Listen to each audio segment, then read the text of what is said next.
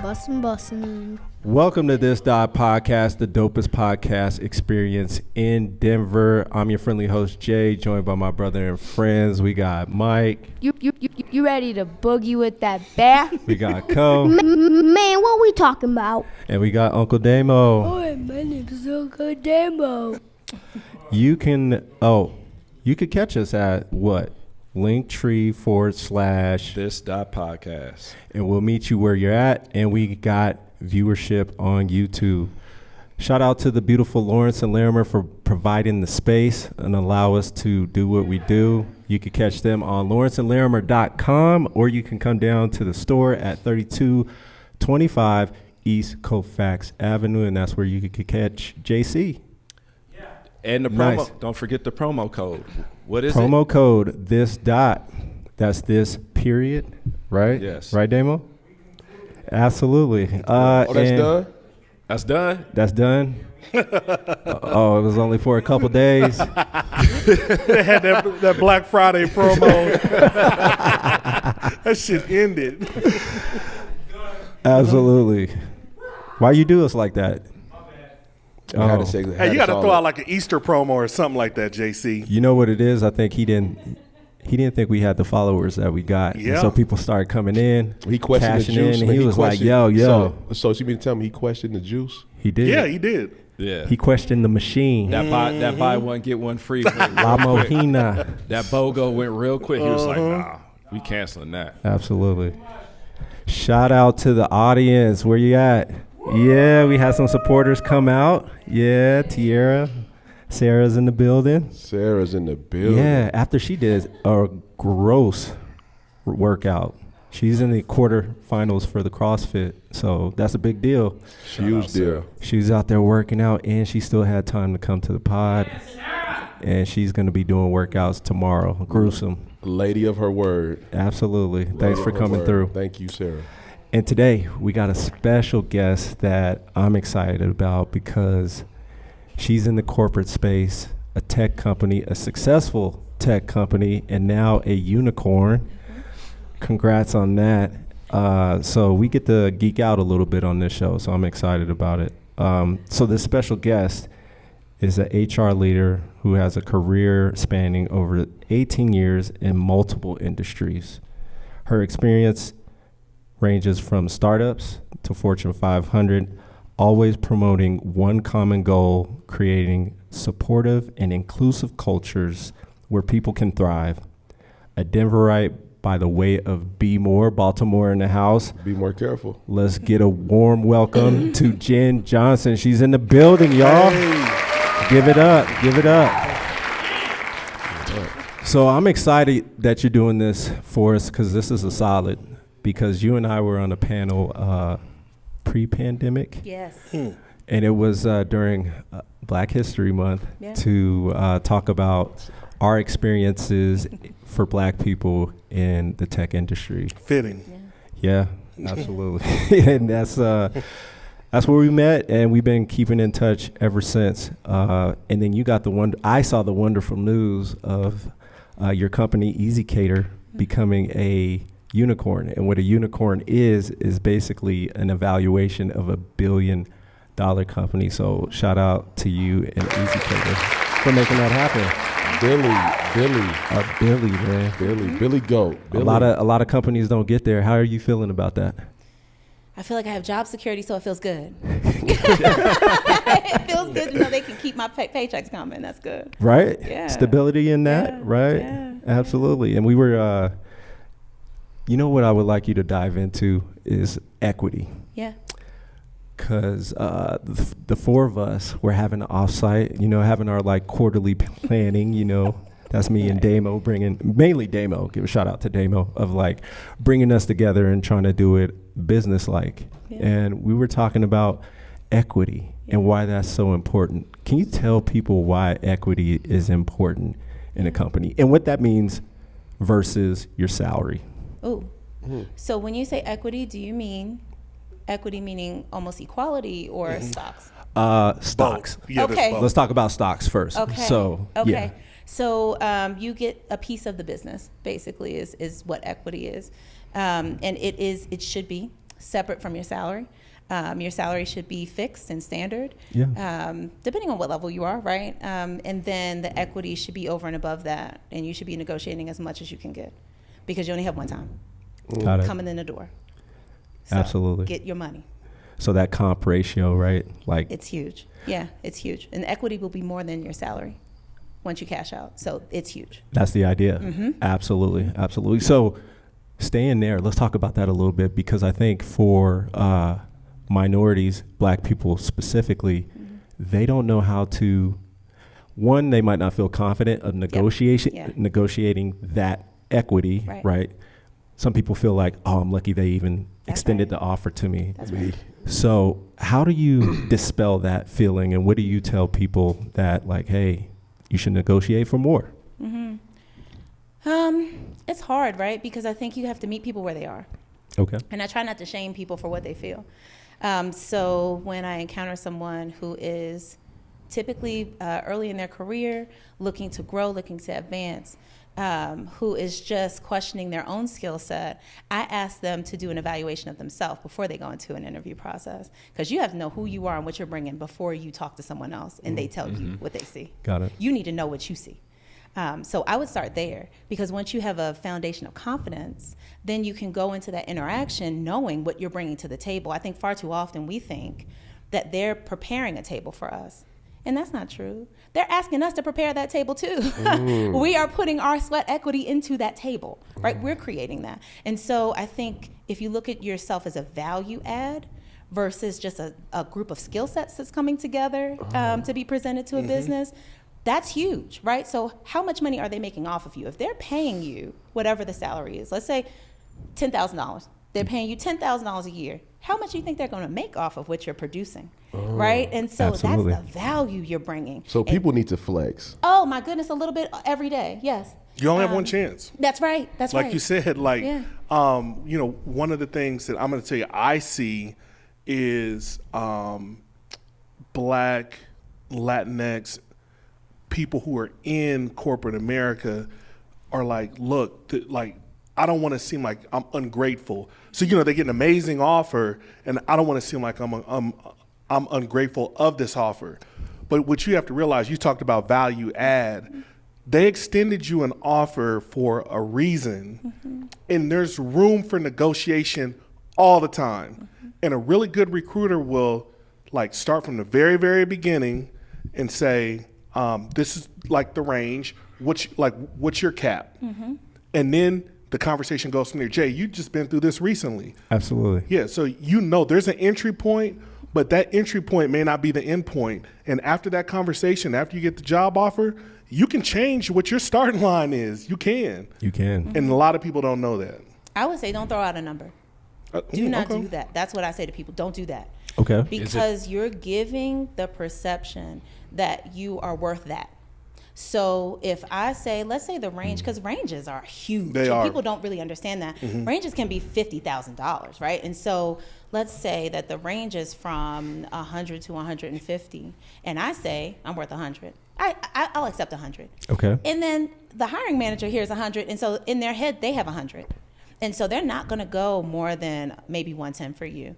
But if you come in and say, I really want to evaluate you as you're evaluating me and see what this job requires of me, right? Before I tell you how much I think this job is worth to me, right? Then you hold the power. It's really about, to me, equity in a access-based sense is about having agency over yourself. Right, and that's something that we've been struggling to get for a long time, which is agency, right? And so you keep your agency for as long as you can. Don't give it up until you have to. And that's, to your point, at the end of a negotiation, right?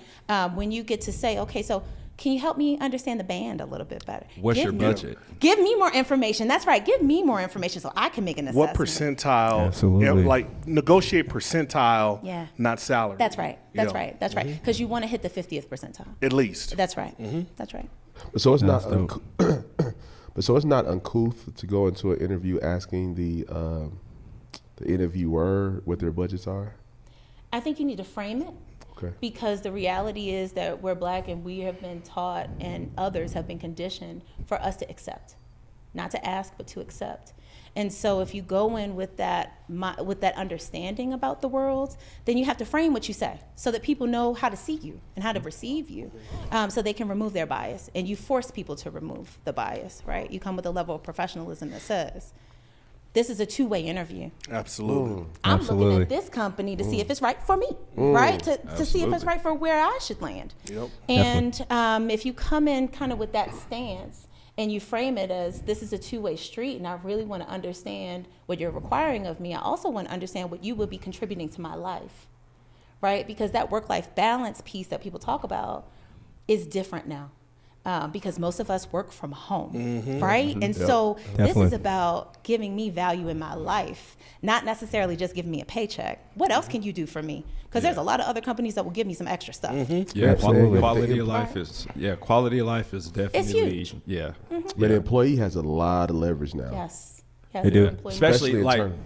especially Mike. tech employees, right? Yes. Like you said, well, I'm in tech, but I'm probably Jay already knows I'm not You're a in smart. tech, man. It counts. Go ahead. I'm not as big a nerd as you is what I was getting at. But what I'm saying is like when you are that unicorn, you know what I'm saying, black, especially black female, like you're a hot commodity at that point. Is that fair to say? Depending on what I say out of my mouth, yes. Well, we're diving into that. So what do you mean? Either I'm a commodity or I'm a liability. Either Right. way, they might see me either way, depending on what their social and justice-based positions are and what mine are. Right. You know? Yeah. It's funny you say that because I think I keep harping on this because the company I'm at now, I love the culture and I love what they're about, and that was a big deal to me. And I never knew that early in my career. To your point, it was like, yo, I got to get out there. I got to get a job, get a paycheck. That's right. Quality of life might be low, etc.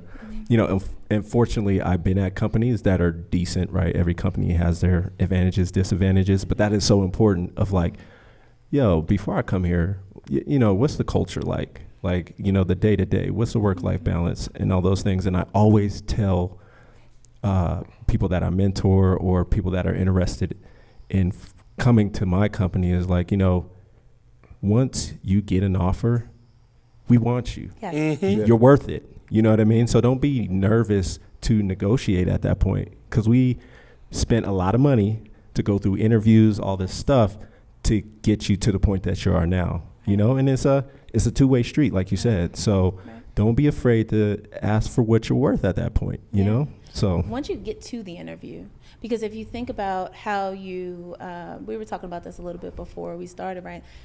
Being in recruiting and how many resumes you get for one role. And if you get even just 20, 50 resumes for one role and you're chosen as someone who will be interviewed and go through that process, it might be 3 or 4 people that are chosen, right? That means they Absolutely. want you. You have something that they want, and you should just take that. That should be what infuses your confidence and informs your confidence. absolutely, because we won't walk away. It's just like you ask for something, it's like, well, we can't do this, but we can, do that. And it's like from there you're negotiating, right? And it's like, yay, this is what we offer, and they're trying to make it work. Trust me, they really are. Yeah. So let's talk about, we're going to get a little fun because you're in HR and you got to deal with people all the time, Yes. right? What's like some of the craziest things that you can share? And it doesn't need to be at the current company. No, yeah. Just in general. Yeah, goodness, it can be that's a lot. anything about what's been going on post-pandemic. Of Oh my like, goodness. Because I'm kind of nosy when it comes to stuff like that. yeah, that you can share, and we don't There's want a to lot. get you in trouble. I don't have to Who share in their names. draws doing Zoom meetings? A lot of people. Man, what we talking about? A lot of people. Yeah, A lot of people. Exactly. They stand up. And what kills me is they act like they don't know, but they know. Put your you know what you're your wearing. mic. You know. Can you bring your mic to You you? know what Yeah. you're wearing. They act like they No, don't know. but they know. forget they're on camera. That's what it is. I've seen probably like over the 2 years, I've probably seen 4 to 6 like I thought I was off camera moments. Have you? Oh, absolutely. Really? Absolutely. Okay. I've seen this one. Thong. Oh, no, I don't know how far. Yeah, I can. So, Yeah, So- I've seen a lot. You just seen a we'll lot. keep Yeah, it yeah. there. We'll leave it there. Yeah. Yeah. So you've seen it. Same. You know what? I always thought it was just a joke of like people trying to get likes on No. social media, but it's a real thing, huh? No, and they do it in group meetings, but they also do it one-on-one. That's where I'm. That's where weird. That oh, is yes, weird. they do. They do. Wow. Because you figure we've been in this kind of forced captivity for almost 2 years now, right? Okay, yeah. And so those social spots that you used to use outside of work to meet people, Lost to them. interact, they're not available to you. So Right. where's the club? Now the club is on Zoom. Club Zoom. And so we're going to conduct ourselves that way, me right? send and we this meet screenshot people. to you. That's right. And maybe That's nuts. might stand up on purpose. Yeah, Zoom, yeah, right? Like yeah. on purpose. Maybe you like what you see. Then maybe I start a Whoa, relationship. whoa. So That kind- they in that their kind of draws standing up on purpose? thing. Yes, at times. Quote unquote purpose. Well, Yeah. Like, they do it. maybe purpose, maybe not. Yeah, exactly. But if you one-on-one, you're not forgetting that you're on camera because you only talk to one person. You know what I'm saying? Like that's where That my is Get a little crazy. nasty out there. Yeah. I see. Okay. I think before That's that crazy. used to happen after work, right? Like that used to happen when people would go out to happy Yes. hours. Yes. Got it. Things like that. And Got now it. that that's not available to people, you got to do what you got to do. Them boys got to get creative. That's on that- right. on that computer love. Mike, you ain't wearing no bottoms on when you on the Zoom meetings today? You don't got no bottoms on, man? I'm lucky enough that I don't really have to get on camera when I'm doing in my work meetings. Yeah. You better have some Chore Daddy boxers on. There we go. There we go. Yeah. So, all right, thank you for engaging in that conversation. But you and I have had deep conversations. I don't know if you recall, before we had the panel, Yeah. we started talking about being black in corporate America, right? And it wasn't a heated battle, but it was a good debate of between black men and black women Yeah. and how black men have advantages Yeah. that black women do not. 100%. Yes. Right? No Yes. argument. So let me hear her point, please. No, it's no argument. 100%. No argument. No argument. This guy. So can you talk a little bit Diversity about and those? equity. Can you talk about those advantage okay, we know the advantages that men and women have, but Right. when it comes to black women and men, like, tell us a little bit about that story. I think the advantages come down to socialization, right? So Okay. how have we been socialized to experience other people? And we've been socialized in general to experience men as providers and people who are in the workforce. You're just assumed to be there, right? Got it. That you are given space because you're supposed to take up that space. Right. And as women, we've been socialized to be caretakers, and we are at home, so we have all the space there. But we've had to carve our space in a corporate setting because that's not necessarily how the system has been set up for us. And so I think that's where it starts. And then I think it's also about ego. Like beyond that, once you get away from the structure, the day-to-day interpersonal stuff is about ego. How dare you call me out on something? Who do you think you are? And you're just talking about that's the energy I get every day. Who do you think you are? between women and men. Absolutely. Okay. Yeah. All right. Who do you think you are to call me out? You have no idea what it takes to be a man in this environment. And it's like, I don't, but I know what it takes to be a woman, and it's a little bit more, so I think I can understand. And so I think it's about how people allow you to interact with them. What do they accept from you and what don't they? And then where do you have to fight to create your own space? Got it. And then can I follow up with one thing just to make sure that we're like grounded on the same conversation? When you talked about the idea of socialization, can you give like some context on what that means? It's just how we've been conditioned to interact with one another. From when? A kid? From forever. Yes. Right? This goes back, this is generational Yes. conditioning, right? So, and it's gotten progressively, I think, better over, I don't want to say that, but Because it's like a thin line, right? It's a thin line, and it's gotten better in some ways and worse in other. So I think it's kind of a trade-off in that way, but I think it's gotten progressively easier to actually have an open conversation about what I'm experiencing in the workplace. Got it. After almost 20 years in professional environments, I can now say out loud, "So you're triggering me." and I'm going to walk away from this. Because the way you're treating me is not the way that I know you would treat someone else. And so we're going to have this conversation later, right? This podcast. I could never say that bussin'. when I first started. Because then she's the angry black woman. And I still am. But I'm an angry black woman with a title, so now you have to respect and listen to me. Oh. It's different. Flex. It's different. I mean, she just gave us one of them. That's what I'm talking about. Show's over. Show's over. Hey, let's go. Hey, but we are participating in diversity and equity because we both have red cups. Now, what's in those red cups? Hey. Anyway. Man, what we talking Crazy about? stuff. No, and then, so, thank you for calling that out. And, one of the things that I love is like, you can flex on your title. Absolutely. Like, you can be who you want to be, and that's because you are. I would love to hear, like, some of the triumph behind your story. Like, what did it take to get there that you're, like, hella proud of? Ooh.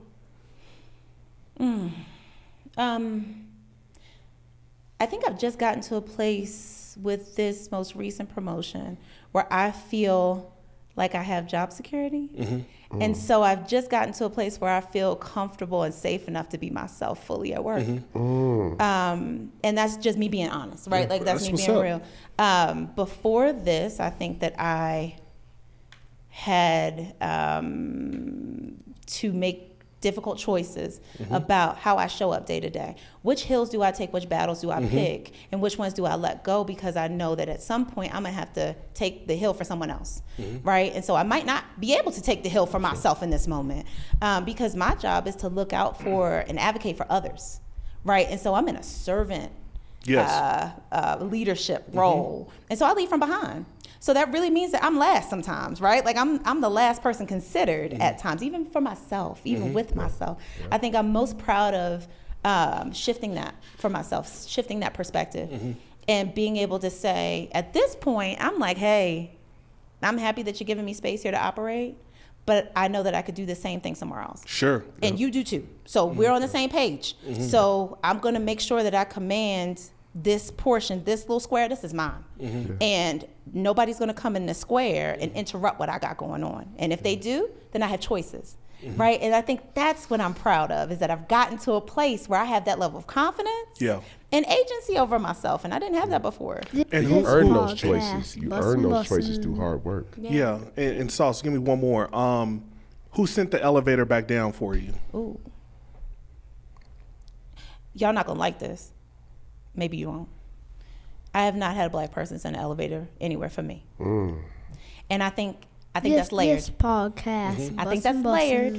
I'll say we're not the best to each other in corporate environments because there's not that many spaces for us. And so they create a competitiveness between folks who want to ascend and want to aspire, right? You know that they've only carved out one role at every level for us. So you're gonna have to kick somebody out their square to take their square. So you have to seize their opportunity. This podcast. And that makes it's not a collaborative situation. They don't put us in a situation where it can be collaborative. Why is that? Dog eat dog. No, well, I think there's some more like deeper cultural things that go along with that. That maybe this is the time, maybe it isn't. But Speak on it. No, but like I feel like it is my duty as a senior leader in this organization to make sure if somebody reaches out to me and asks to push the elevator button, since we're keeping the metaphor there, I'm gonna get on the elevator with you. But I can't help you more than you want to help yourself.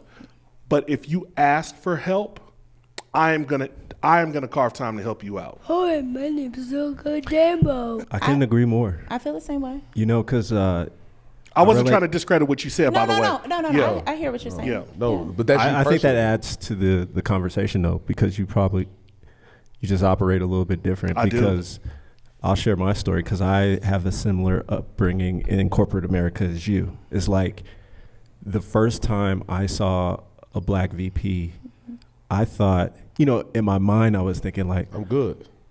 it's on and cracking, right? Like, okay, he's going to be my mentor. He's going to, show me the ropes. He's going to do this and that. And of course, I'm going to work hard for it. It wasn't like, no, you're just going to give me this. And it was the exact opposite. It was like, Wow. Fuck you. it wasn't it like that, wasn't but like that. it just wasn't what I expected.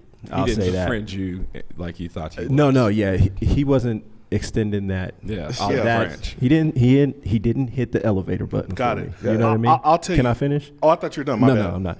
So with I did. you, My bad. it was like I could relate. Yeah. Because it was like that was the expectation. Like, we bring each other along. That's how we kind of flourish. And it just wasn't that. And it set me straight going forward. And I'm with Damo. Like that made me learn. Like, yo, of course, this person has to earn it and want it, but I'm gonna seek it out. Yep. And I'm then gonna change this. If they don't want it, then cool. I'm gonna change this. But I'm going to look out. 3 people. Thank you, Jay. Now, I think that that is super important. And I can tell you 3 people that have helped me along my journey. Charles Hutton was a VP at Cricket when I was there to help me. LaToya Haynes, Director of Racial Equity at Intuit, 100%. Sheldon Cummings, COO at MailChimp right now, help me. Like they were intentional, are intentional about, hey, Damien, you need to get your shit together, or that's what I need to see. This Like podcast, they are Bust intentional about their efforts, and it's not just me. There's other people that they do that for too. So I've learned from them, and I've learned from myself as well about the importance of that and getting people put on in the space that they might not have had access to, and getting them in the room. That's it. So what do you feel is your responsibility, Jeff? That's a great question. I think we have responsibility as people. I think we No, you have personally. responsibility as Black people. For me, my responsibility, I'm from Baltimore. I'm from a Black place. Yep. So it is just inherent. And I'm going to call this out. And I am a light-skinned woman. And if I wanted to, I could pass. I'm be honest, right? I'm going to be real. Let's keep it real and let's say it out loud. And so, but I'm the only person in my family who looks this way. And so as a kid, I was taught you were given this privilege and you will use it to benefit your people. Period. Ouch. Period. And Harsh so reality. I was raised that way. You know that you will get access to things that we won't. And so you will open doors for others. You will. You Because know, you're and safe. it was an understood for me. It's how I was raised. And so for me, that is ingrained in who I am. Wow. So do you think that's not talked about enough? Because for our people, it's like, you're right, like those that are the colorism. It's colorism, yeah. Right? The lighter you are, the better your chances are to, be successful, right? We're so traumatized. Do you think that's changing? We're so traumatized. No, Okay. You don't. I don't. Fucking traumatized, man. I don't. Trauma. I don't. I think it's trauma. Yeah. I also think it's white comfort. And so when you have people who interact with folks who look like me, they're comfortable until I open my mouth and I start talking my stuff, right? And they're comfortable, right? Does the Baltimore accent come out? I have worked on my diction for a long time. Depends what we talking about. So was it you? Yeah, it's you too. I've worked on my diction for a long time because of that.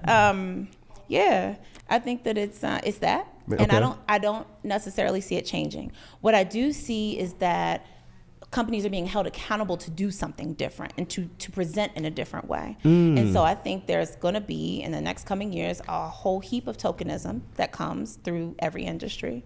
I think that, they'll hire qualified people who are able and willing to do the job. For sure. Right. And they won't give them any agency in these businesses. They won't give them any opportunity to make decisions. You sit down, you do the work, be happy you're here. You get a seat, but you don't get a say.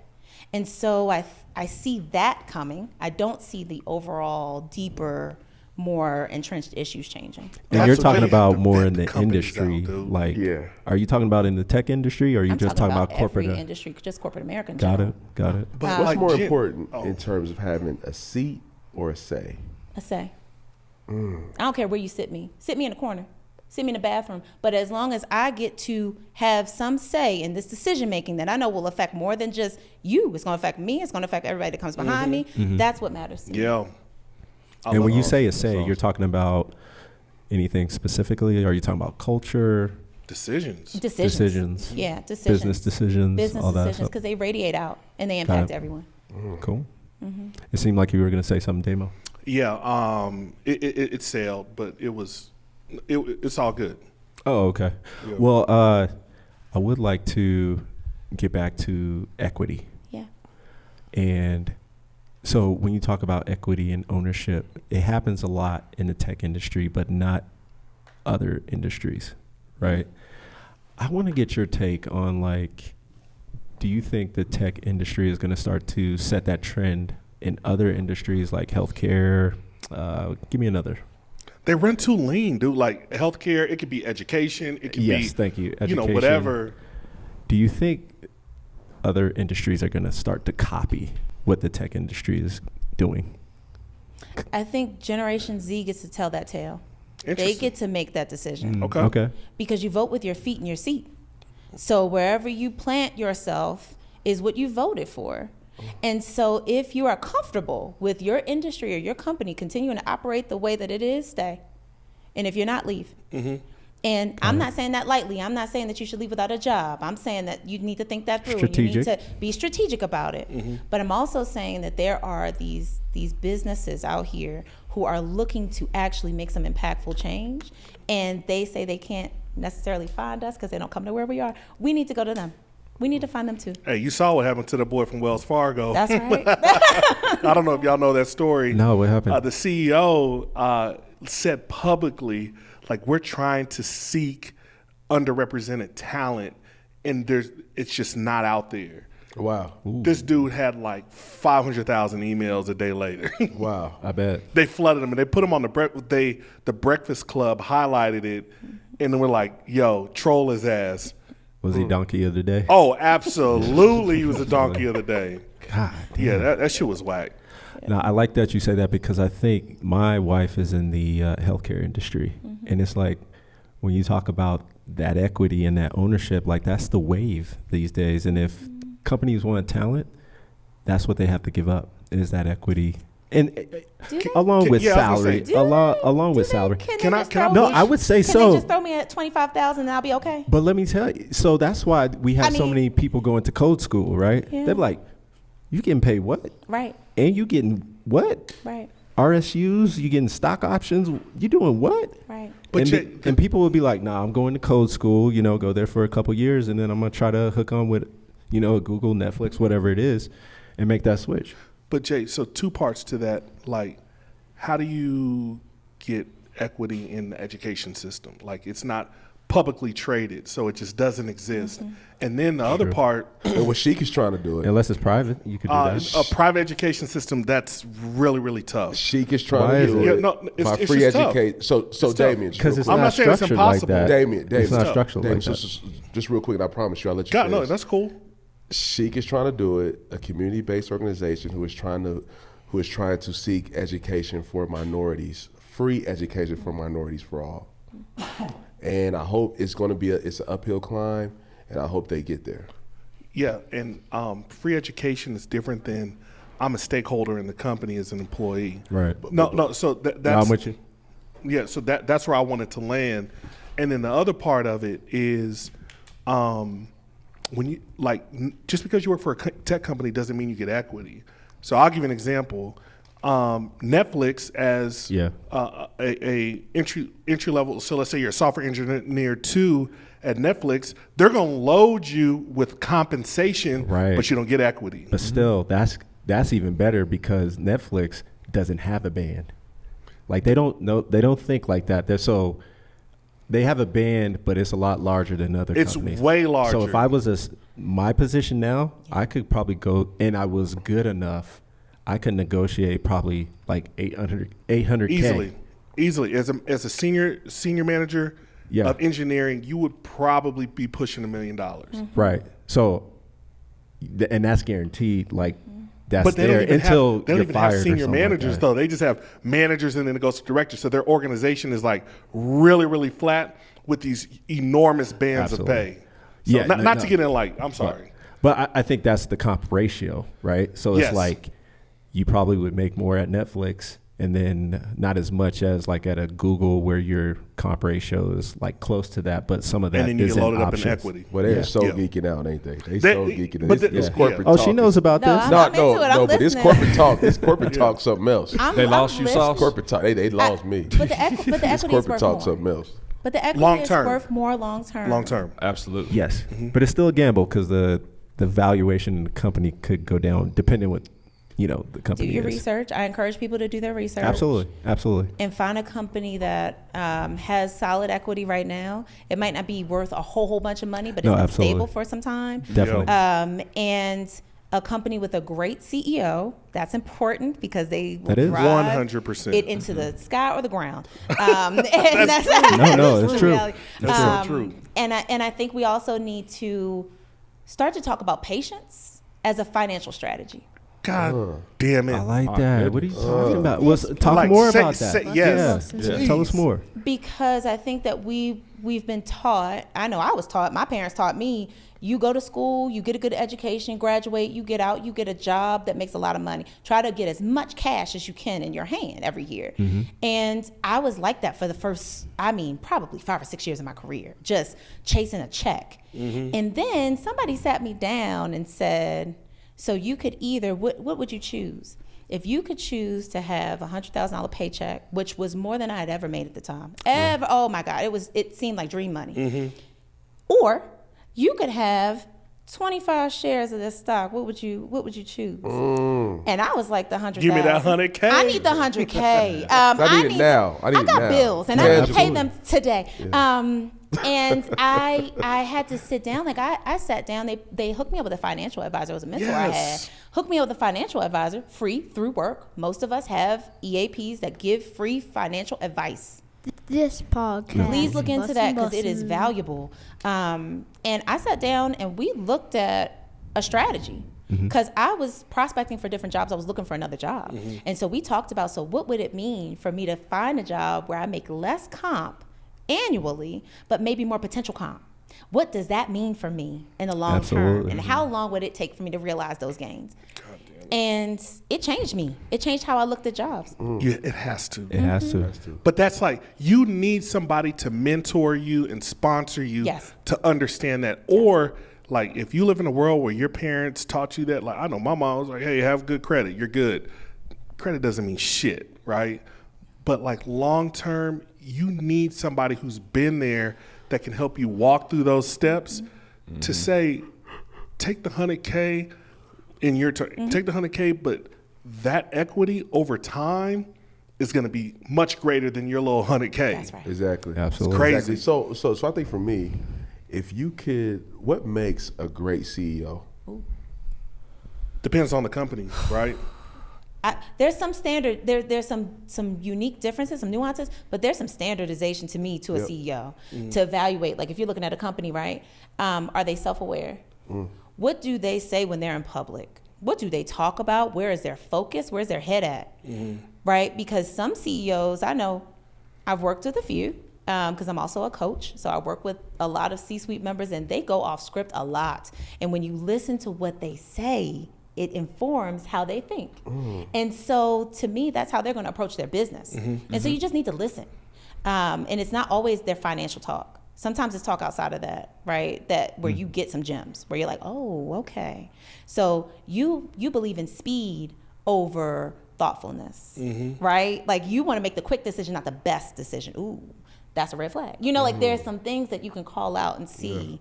Because those people need to be patient. They need to be kind. They need to be super self-aware. They need to be gracious. They need to have humility.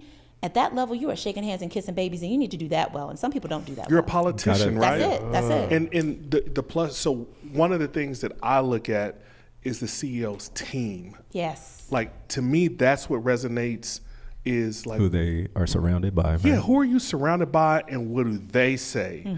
Because they could be like good people gravitate to good people. That's right. Right? That's right. And if you have a team of 8, executive vice presidents, and you look at the makeup of their team, or you look at the rhetoric that they're saying, like how are they leading their organizations? What's the narrative behind that? And if you see some red flags, but like this is like insider info where you would go, like if you know somebody that works internally, like tell me how this person leads. Do they want speed or do they want greatness? Like there's so much to it, and that's a whole different conversation. So for you, besides the CEO that you work for now, are there any others that you wouldn't mind working with or that you kind of admire in the space? If I can drop a name, Ursula Burns, if she's out there and she's listening to me, she could hire me today. And who is Ursula Burns? I feel like I should know her. She was the CEO. She was the first black CEO. So she was the CEO of Xerox. Xerox. Got it. And now she is an advisor on multiple she's boards. on a whole bunch of boards. Oh, she's leadership gold. Jenn, wasn't she? Did she go to New York City and like ring the bell? It was like all black women on boards. Yes. I saw that. Yeah, Nice. she's good. Was that She's recent? good. Yeah, it was within the last 2 months, maybe. Oh yeah. Got it. It was like literally all black women that were on boards. Were at I want to say the NASDAQ. I could be wrong. New York Stock Exchange. I don't know, but they opened up and rang the bell, and it was all of them, and it was fucking beautiful. That's dope. That's dope. Yeah. That's dope. Let's get into some more fun topics. So, given that you are a successful VP, been in the industry for 18 plus years, and I'm not pocket watching. But you're top 15, 10%. Okay, you got money. All right. I ain't pocket watching. She's doing it. She's doing it out here. So, having a fun topic, how has that kind of led into, if you don't mind, like dating in your love life? I know you're happily married right now. Engaged. You're engaged. I'm engaged. Sorry. Hey, great job doing your research, She brother. is not letting that go. Well, I didn't want to get Congrats. into a Engaged. relationship. So when did you do it?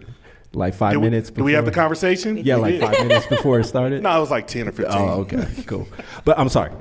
Talk about that a little bit. Do you feel the kind of pressures for a woman to, is it hard to date and have your love life? Or if I'm asking the right question, I'm sorry. No, You're like high value. Like High value they're women. coming at like you got groupies.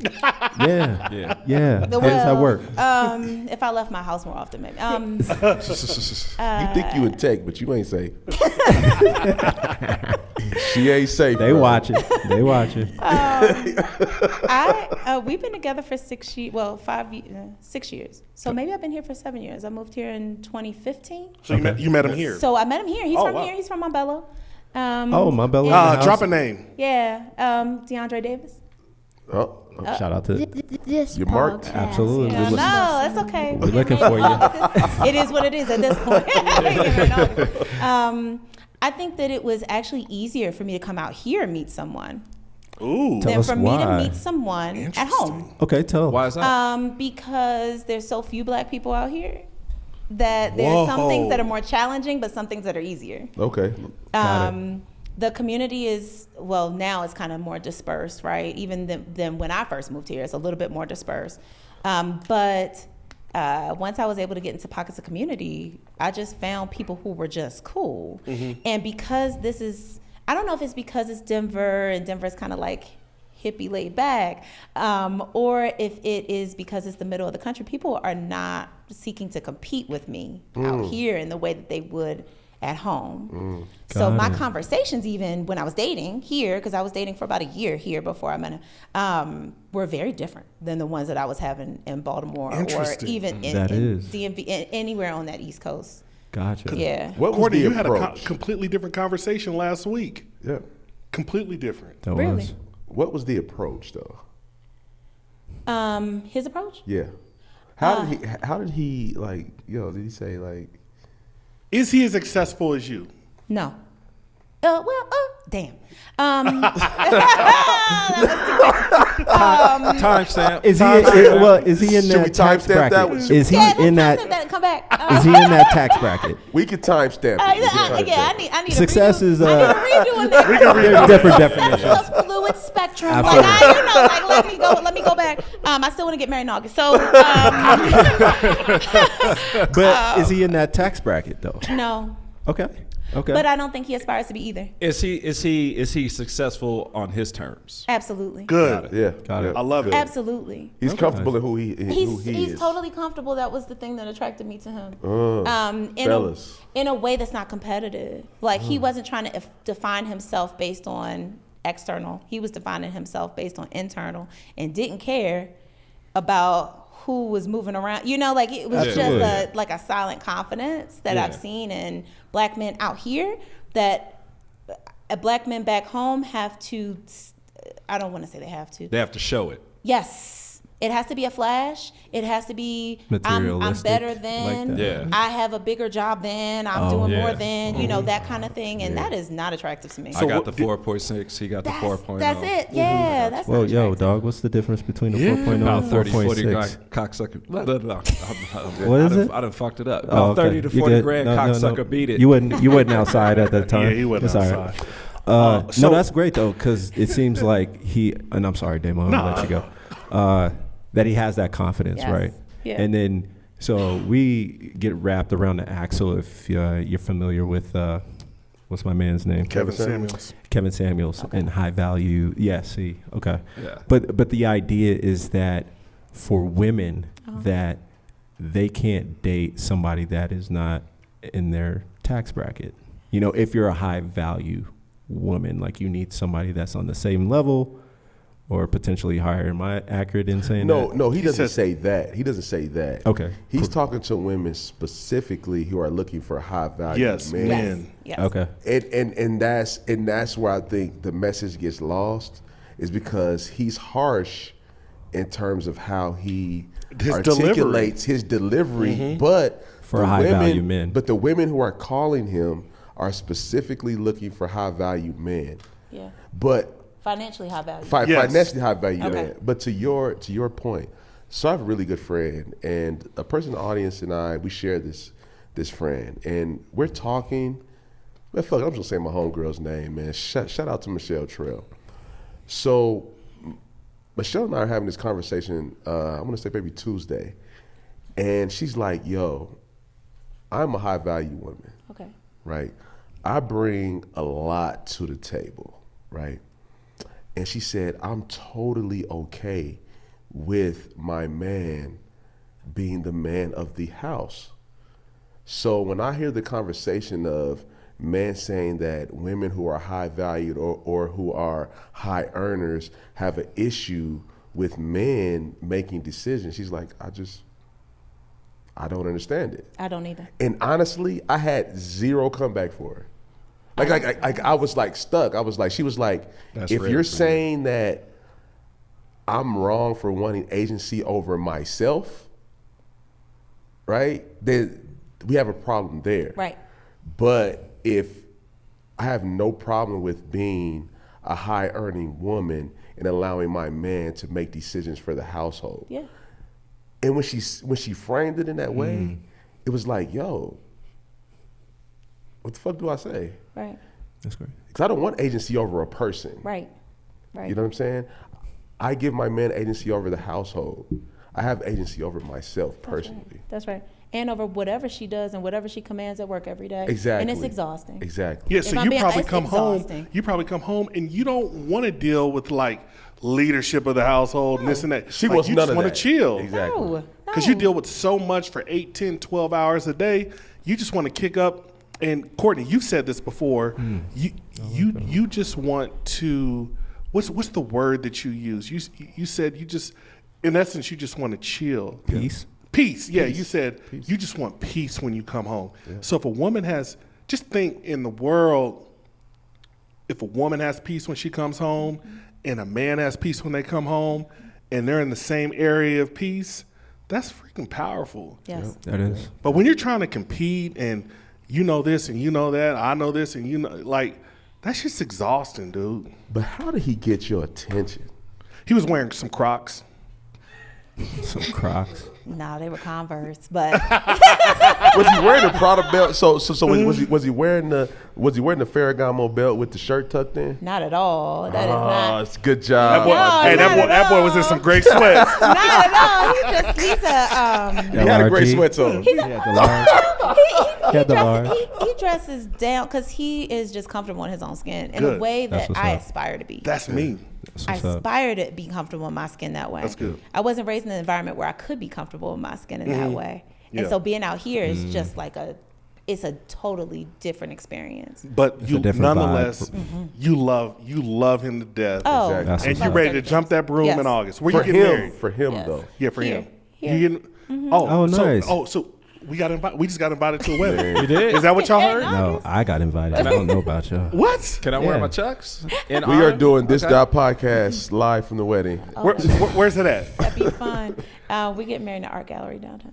Cool. We'll be there. That ain't Thanks. cheap. That ain't cheap. Yeah. Timestamp. Well, random people showing up to your wedding, and Jen be like, "Oh, I have a door person. I'm good. A strong, security." That's what I'm talking about. a strong door person from Baltimore.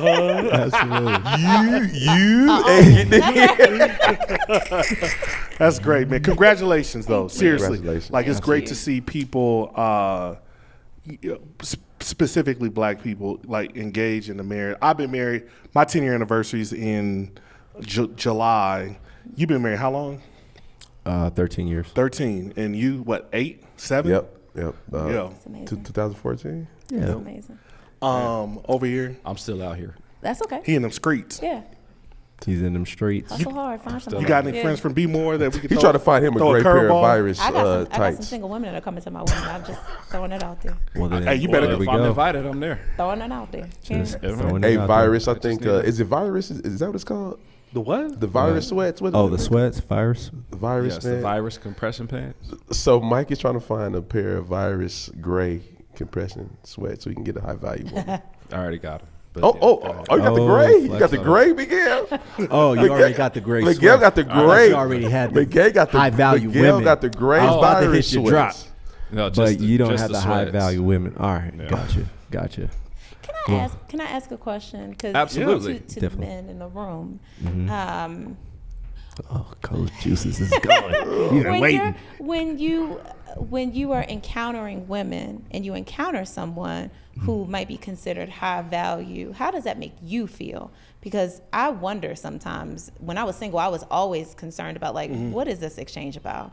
Because it's almost like I got to a place where I stopped telling people what I do. I didn't talk about title. I didn't talk about job. I didn't talk about anything like that because it just throws people off. What are your thoughts? I don't give a shit what you do. Like a person's like I don't care. Like Hell, nah, I mean I deal with matters at the heart, man. If you're cool and we vibe well and you actually give a fuck about me, I don't give a fuck what you do. I don't give a damn if you rubbing two pennies together. It doesn't matter because I know that you're always gonna have my best interest. And that's always how I've operated. In I my love life. that sauce. That is Like dope. with my wife, I never thought about like, yo, like how much bread do you make? Like that doesn't matter to me. I'm not a groupie. Right. You know what I mean? In terms of how do you treat me? Like how do I feel when I'm around you? Do I feel good when I'm around you? Like that's my total focus. I'm gonna piggyback. I agree with everything what he said, but like I do need you to be. I need you to have like you said some sort of agency of yourself or like Ambition. Like, ambition. There you go. Okay. Yeah. Like I don't care how much money you make. You know what I mean? Like I'm assuming you got your own place, whatever, something like that. That's Even a if strong you- assumption. Okay, or roommate, whatever. I'm assuming you're an adult. Right. Let's just say that. Right. So I'm assuming that. So that's the only place I disagree with him at. But I'm still out here in these streets, and so I mean it's tough for me at times. Get a little down. Like dating sucks. It really does. This may sound Dating extremely. Wait, extremely let Dating Damo go. sucks. Oh, are you done? No. Damien's a bopper. We already discussed this. Oh, he is a bopper. yeah, Damien's we already, a bopper. yeah, Yeah. we already. We are Settle Damien's back. a, I'm gonna be Damien's a, with gold, Damien on Damien's this a gold one. digger. In other words, Yeah.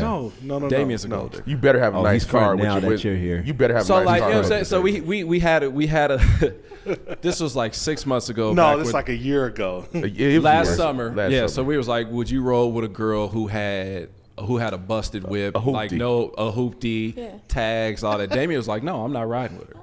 You know what I'm saying? With- Like versus Tell me. the truth, Damo. Versus me, I'm in Uncle there. I'm Damon. rolling down the Out-of-date window. tags. You know what I mean? Hey, you got to unlock this car door so you can get over here. Oh, I got you. Let me get you. You know what I mean? I'm gonna reach across. Versus Damien was like, no, I'm not riding. Yeah, that's with what you said, Damo. Cool. You grow over a year's time. Oh, nah, you front now. No, But if- so But if go his ahead. ass need a struggle meal, yeah. I she can cook hooked for that up. myself. No, I can cook for myself. Well, she ain't gonna make you cook for yourself. She got you. She gonna make a way. So what's up? Way maker. So what's up? Fair enough. Okay. TBD.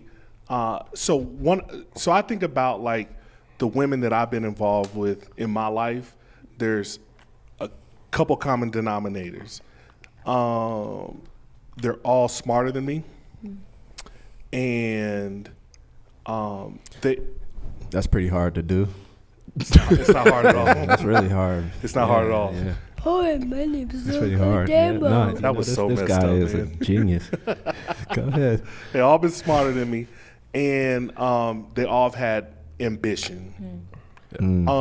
If there's one thing that I need a woman with ambition. I need a woman with goals. I need a woman that can bring something to the table. That's just me. And good credit. Yeah, I need you to be like, if you're rubbing two pennies together, then you like my wife right now. When we first got together, she got laid off. She's making $45,000 a year. Timestamp. No, why? Cause that's not. It is. Go ahead. No, but she's grown because she had ambition. She's grown over the 10 years, and she's in an amazing place. Got it. Yeah, so like, if you're rubbing two pennies together, do it with purpose and do it with ambition. Yeah, But I just agree. don't have no hoopty. No, and what's funny is What if you are the goal? What if you are the goal, though? Let me That's just crazy. give it just real quick. Letitia had a 2000 Honda. This is why I'm not like. This is back 10 years ago. I owned one. Yeah, 2000 Honda Yeah. coupe. You know, my big ass could barely fit Okay. in a regular car. We drove that thing from Baltimore to Denver together. The coupe. You didn't ride in that. What are you talking about? I drove the whole way. But you flew. I flew there. I had Nah, a you Honda flew and had the Accord. car- and had Honda the car. Accords are good cars. They are. Damien, no. Damien, he flew from Baltimore to Denver and had that car shipped. No. Shipped to Denver. Hey, she has pictures of it, man. We went cross country in the two-door coupe Honda Accord that was like 13 years old. Dang. You kept badgering her Got about him that on car, the too, highway. Watched the Honda Accord. Yeah, You have to pull over for a few stops, fix the tire pressure on his side.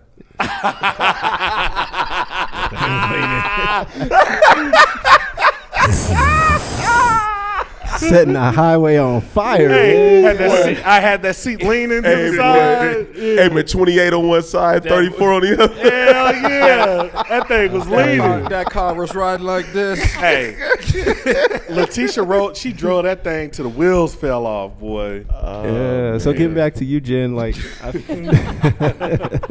Oh, no, Killer. I feel- Hey, no, Killer, you got to give your well, y'all summed it up. I mean, No. ambition. You know, I Yours. threw that out there.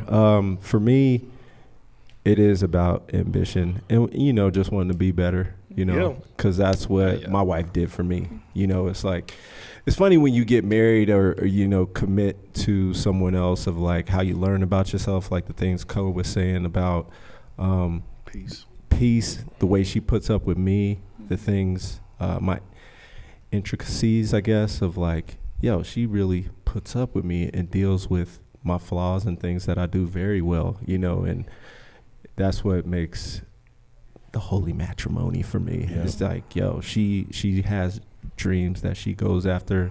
She supports me in doing this podcast, you know, things that I want to do, and there's no price on that. You know what I mean? I don't care what her salary is. You know what I mean? There's no price on that. You know what I mean? Like, Hey, would there ever be a price on unconditional love? No. Like someone who is gonna love you regardless of where the fuck you are at. No, so That's it. just think about There's the very- love that you have for Champ and your. I'm sorry, which 7. 7? I'm sorry, I knew that. Champ and 7. That shit ain't going nowhere. Yeah, and dude, that shit, I don't give a fuck if you are broke. If you love me unconditionally, dog, I will ride with you to the end of the world, man. Because how many people truly in your lives This loves you podcast, in an bussin', unconditional bussin'. way outside of your mother and your father, Right. if he's there? Yeah, absolutely. You know what I mean? Regardless of what the fuck, regardless of how many times you fuck up, regardless of how many dumb decisions you make, regardless of what you currently have in your pocket, they are right fucking there to support you and love you through that. Yeah. There's not many people that do that. Man, what we talking That's about? great. Now you podding right there, Cole. Yeah. you Talk to podding right there. themselves. And then Jay, do you mind if I throw something out real quick? Yeah, go ahead, Yeah. man. So, Jim, one of the things we talked about, I don't want to go back into the struggle bus conversation, but I think it's important to be talked about. Is this week? This week we heard some really interesting conversations about how, like from an equality perspective, how Black women are treated and how others are treated, and the way that questions are asked were validated aren't by like our credentials and our education, all of that. I would love for you. I know it's kind of triggering, but I would love for you to talk about it. This week was, I mean, that was a lot for anybody. I think anyone who watched that thought that was a lot. And And we're I'm talking sorry, what's about that? Yeah. Ketanji Jackson for her hearing for the Supreme Court nominee. Supreme Court. Yeah. Yep. It was triggering for me because I go through that every day at work. I have to, my credentials are very clear. I'm very public, and I was hired based on them. And so I question sometimes why I have to continue to reiterate and tell you who I am. But if that's what I have to do, that's what I have to do, and I don't mind. And you have an impressive background. Oh, like I'm going to tell you who I am education, because I work for this. I'm going to tell you who I am. UC Berkeley, right? Yes. Yeah. Come on, UC Berkeley worked out. Boy, it is some work. Human resources for Starbucks, Coca-Cola, Johnson & Johnson. Those Yeah. is. I'm going to tell you who Come I am. on, Right. big companies. I'm going to tell you if I have to, I will. Absolutely. But I think Post that games at UC Berkeley, boy. Dog. Jesus. Come on. Come on. it's Deep. it's exhausting. Okay. Because it almost makes you have to be a super strong person to not allow that to get inside and make you question your own value, what you're worth, and whether what you've worked for is real. That imposter syndrome is real. And so it takes a lot to kind of fight against that. I think it's interesting to kind of watch how this is playing out. And I use it as an experiential learning for people at work. It's a case study. Absolutely. I talk about 100%. it. I talk about it out loud. So when something happens, like what has happened to me this week, I say, so let's refer back to, what's happening in the world right now. Let's take this meta and then let's take this back to us, to our individual selves. And so for me, I think it just puts on display what a lot of us have to suck up and swallow and take home with us, and we talk to our spouses, our families about, and then we're made to just let that go, because I'm not supposed to be emotional. I'm not allowed to have emotion at work. I have to show up as a neutral person, a neutral being at work. I can't have political leanings. There's a lot of things I'm not supposed to have in my role, not just as a Black woman, but in my role. And so I'm not allowed to be emotional about what's happening this week. Now, people are allowed to cry about the Ukraine, even though they've never been to Ukraine, they don't have any political ties or family ties to it. They're allowed to cry about that in the workplace, but I can't have any emotion about seeing this woman be put on blast who is overqualified for this role. And looks like you. Yeah, oh my gosh. Looks like your extended family, your immediate family, It's all infuriating. It's infuriating. Yeah. that. Yeah. No, that's so, deep. So, as being a woman on a broader sense, right? What do you think your responsibility is, being in the position that you are, in terms of paving that way for women as a whole? Because like the women's suffrage movement is very young Yeah. in terms of time, right? And then with you being a black woman, it's that extra, it's that extra layer that you got to fight through. Mm-hmm. But when we're talking about women in terms of trying to create a space for women to comfortably, right, be okay with being in high earning positions and directing men, right, in certain positions, like how do you navigate that, and how do you set the table for women to be comfortable with assuming those roles? That's a good question. I think I do it two ways because my role is unique in that I'm creating culture, right? So my job is to make sure that our culture is grounded in these principles that we've all agreed to, the values that we've all agreed to, and that it stays that way. And the maintenance is daily, right? And so for me, I carve out space for women in the culture. So I make sure, because culture is really just a cookie cutter, and it's based on typically one person or type of person. And so I try to remove that cookie cutter and say, you can be who you want to be. You just need to be respectful. You need to be qualified and competent. And you need to treat people with kindness, dignity, and respect. And if you can't do that, you can't be here, right? And so that becomes the cultural kind of landscape. And that's easier for a woman to navigate that, right? Because I'm not telling you that you have to be professional. I'm not telling you that you have to show up in a certain way, which is where we fall down. Because I can never be a man. I'm not striving to be a man. I want to be myself. Absolutely. So you're And probably, vice versa. Yeah. So you're probably going through what you just said around June 2020. Right. Like you're dealing with, white people being fragile or feeling guilty about during that time period, right? Yeah. Can you explain a little more on that as well? Yeah.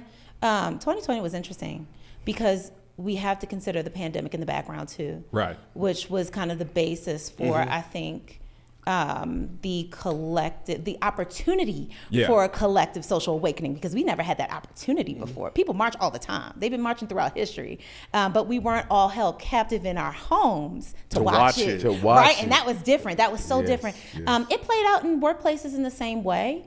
I think that we have collective power in the workplace that we don't seize. Like we're not even aware of the power we have. If everybody at Google tomorrow turned off their computers and said, I'm not turning this back on for you until you meet this list of 10 things, It's over. They would meet the list of 10 things. That's just how that goes, because it's about making money, right? And so I think in a workplace, people were able to focus in a way they've never been able to before because they didn't have a lot of distraction. And people were hyper aware, and the only distraction we had was this racial unrest that was happening, right? And so it was like, okay, so that's going on out there. So what are we about to do in here to react to that? And our employees came together at my company and said, so there's a list of demands we have. Ooh. And if you're not able to meet these, This podcast. then we're That's gonna dope. shut it down. That's dope. Man, so it's funny. So speaking of women, right? Just keeping the theme on women, is that like employers have to understand that women have certain demands in terms of workplace, personal life balance that has to be addressed. Yes. You know what I mean? Like, I have to be able to go pick my kid up at 3:00 from elementary school, and I don't give a fuck how y'all guys feel about it. That's what needs to happen, because the pandemic happened. It gave me room for that. Because it's funny. It's like they say that women are the driver in terms of leaving these jobs. I would say for that workplace, that work-life personal balance. Because You know what I'll I mean? correct you. I think that was happening prior to the pandemic, as far as for women having the space to do the things that you're talking about. No, but it was amplified. No, it's amplified now. Yeah, it's 'cause- amplified to a point to where you have to listen. I think to there's this. I can disagree have with that. I can have a demand, right? But with the fact that we work from home now, the fact that you can work from home, that is a priority now. You know what I mean? And women are putting that on the forefront. So if I'm an employer, right, I have to be able to accommodate a lot of those demands, because if I don't, then it's like, well, shit, I go to the next job. That's right. No, I think so, but I disagree that it was the pandemic that did that. I think that has always been on the forefront. And then when the pandemic happened specifically, then that was more black rights with what happened with George Floyd. No. So can I finish? Okay, go ahead. So I think, women have definitely been, I would say women in like LGBTQ community and movement has always been there of like pushing those kind of things forward. I will say, to your point, it has amplified. But when you talk about like going to pick up, your kids, maternal leave and things like that, that's always kind of been there at the forefront.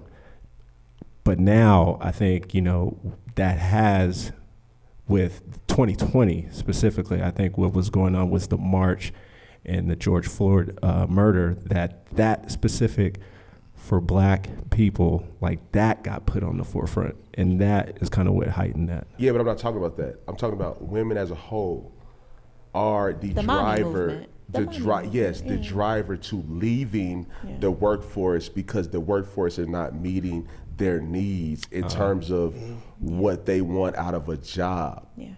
And that is a the fact. Pandemic, though. That is a fact. But the pandemic brought that out. Because I think it's always been there. No, personally. No. Because what happened is that people did not have the I'm not going to say right, but the people did not have the comfortability to make those certain demands. Mm-hmm. And the fact that people has worked from home and it has worked. Mm-hmm. Like we have, so as a country. So I worked at Ibotta so and they had country, those policies in place pre-pandemic. So as a country, we pivoted, right, to get used to this work at home world, right? And what this work at home world has taught us is that, yes, workers can still be productive in a remote environment, right? Mm-hmm. So now as a mother, right, my employer is more apt to listen to me when I make certain demands that are surrounded around my family. Yeah. Because at one point an employer could be like your kid gets off at 3:30. Shit. You need to make it work. You need to figure it out. Yeah, you got to figure it out. Mm-hmm. Now women's like, okay, you don't want to deal with that? Okay, I'm just going to go to this next job. Right. Excuse me. Who can accommodate those needs? Right.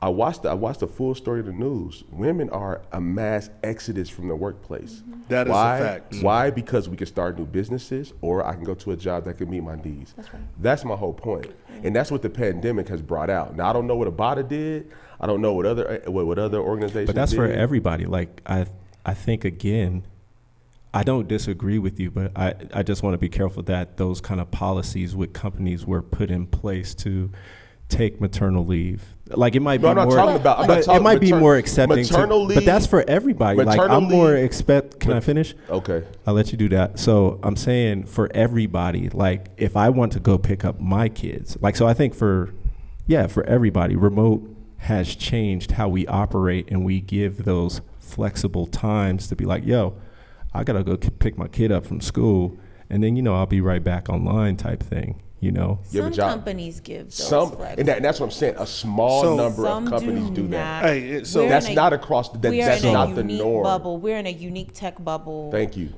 And the rest so of that the doesn't country happen at the city. No, the rest of the country doesn't operate that way. No, like that is not the norm. Like the way I'm hearing it from you, Killa, is that's the norm. That is not. But you just said it's happening. Yes, more, but you can't do that as a city worker. No, what I'm saying is the pandemic brought that out because now employers are trusting their employees to be able to work remote. So now that we're in this remote world, now people see, okay, a person can still be productive working from home. Got it. And now if you are an employer that is not willing to work around those parameters, women specifically who are a lot of times in a lot of instances are the primary caretakers of their household, are leaving those jobs to start new businesses or work with companies that are willing to work around their work-life personal balance. Their quality of life. Their quality of life, and that's what we're dealing with now because it is they call it the mass exodus, and it's women that is spearheading that, not men. In the spirit of focusing on Jenn, let's talk about Black joy. Okay. Yeah. Yeah. Give us a Black joy. Like, what does Black joy mean to you? Oh my goodness. It means freedom. Like laying your burdens down for a second. Just for a second. And being able to experience something different than that, you know? Because I think we all walk around with a little bit of heaviness. Yeah. Especially in the last few years. Heaviness. And being able to lay those down for a second, that's to me when I experience joy. What do you do? This podcast. My must goodness. be Like, what listening. brings like that euphoric happiness to you? Is it Hennessy? Is it tequila? Is it wine? Sometimes it's tequila. That is not funny. No, it was a joke. Sometimes it's tequila. I'm a person too. I think I carve out time for that in my day because that fills me. Got so, it. and I'm giving all day. So Yeah, I'm yeah. feeding myself all day long. Servant leadership. So I carve that out. I have an hour a day where I listen to whatever moves me and I dance around my house because I'm by myself. Yep. Okay. And I get to just be for a little bit. You don't be dancing on Zoom? No. Okay. I just want to make sure you ain't dancing on No, I encourage Zoom. people to put a post-it over your camera. Like Yes. tighten that up. But, dancing around the house brings me joy. Pre-pandemic, concerts were my thing. That is my... man. For real. concerts and Live festivals. music. Live music is my everything. thing. So who's your live music go-to? What's a concert you would pay $1,000 for? I paid $1,000 for a Prince concert. Duh. I'm jealous. I There's did. people that paid, Talk to like, him. they would do that in a heartbeat. Yes. Yeah. That- Jen, I went to a Prince concert with another guy. That's how I was like, yo, we the gotta music go. is good. It's quality, so Absolutely. yeah, I was like, yeah. yo, let's go, man. Me and Yes, you. yes. It's awesome. Yeah. Thanks, Sarah, for coming by. So live music, and what about like you have the Good hour? luck tomorrow. You have the hour set aside for you. What do you press play on? Like, what's on the playlist that you're like, I gotta move, I gotta feel good. Play. Go-go music. Go-go was a deep. DC That's thing. I'm deep. from Yeah, Baltimore. I Yeah, was we gonna listen say, to- yeah, we listen to they club don't do music. that. Yeah, we listen to club Club, music. the club. I think my go-to is whatever I'm feeling because it changes, It right? does, Like it yeah. changes because music kind of gives me a different level of energy. So Yeah. sometimes it's in high school, my parents moved to Texas, and so they still live in San Antonio, and that's where my brother grew up. And so chopped and screwed music is my thing too. Like so I kind of go. I can go. Know what I'm talking Oh about. my goodness! That's Wait. Are you familiar with the, was it June 7th freestyle? Do you know Long about that? Drive, June was it June 17th? I think it, no, Man, it's we one gotta of get them. Mo, gotta get Yeah, Mo we get go Mo. here, man. I'm sorry. Go ahead. okay. Yeah. But you knew what I was talking So about. chop- I said chopped that and dripped screwed, up, what dripped else? up. Chopped and screwed. Baltimore club music is nostalgic, so that Okay. takes me back.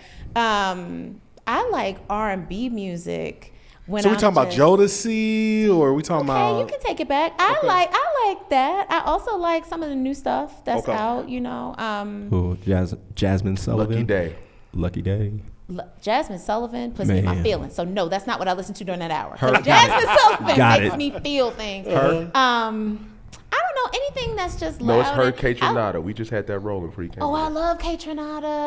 I love. You don't like K Tronada? So the little kid you Oh, okay. so the Yeah, little I kid love you K saw Tronada. here, Yeah. little DJ Brit. Dopewave with the locks. Yeah. He closed for K Tronada What? like He did. 6 months ago Oh, when he my was goodness. here. He shut it Yeah, down. That's a journey. Yeah, Yeah, that's a yeah, journey. yeah. Shut it And down. he did it, and he like just stepped in, like it was like, what do they call it? Just like Impromptu. impromptu ignorance, Yeah. like in a good way. Like innocence. I'm sorry. Yeah, okay. Impromptu innocence, and he just went on the stage and was like, "This is what I want to do." I love that. Yeah. Yes, that's joy. That. Yeah. Yes. That is That's joy. black too. joy, huh? Yes, Yeah. yes. Man, so being in the spirit of being engaged, who is the R&B singer that you would have at your wedding if you had a choice? Somebody's still alive. Oh, that's hard.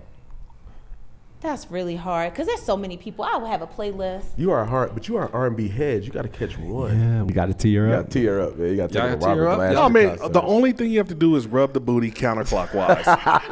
Counterclockwise. Counterclockwise. Counterclockwise. Not Go like clockwise. Counterclockwise, like rub it, like you got to do something different than you did before, because most of the time you're doing it clockwise. Right. You go the other way, you like the skin feels different. Right. You're just so routine. Right. You just so You've been rubbing routine. it this way so Yeah. long, you got Does a that little feel good? Does groove that feel in good? there. And you go this way, it's like, whoa.